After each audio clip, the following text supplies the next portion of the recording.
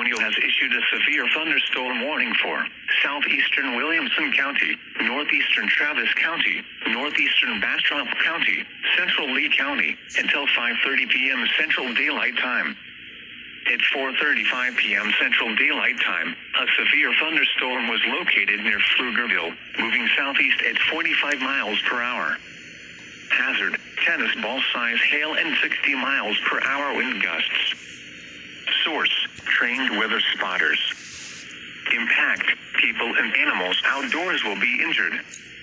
Expect hail damage to roofs, siding, windows, and vehicles. Expect wind damage to roofs, siding, and trees. Locations impacted include Austin, Pflugerville, Elgin, Giddings, Hutto, Manor, Fedor, Page, Circle D, KC Estates, Camp Swift, Copeland, Knott Springs, Serban, Rice's Crossing, Blue, McDade, Cedar Hills, Lowbow, Hills and Lincoln.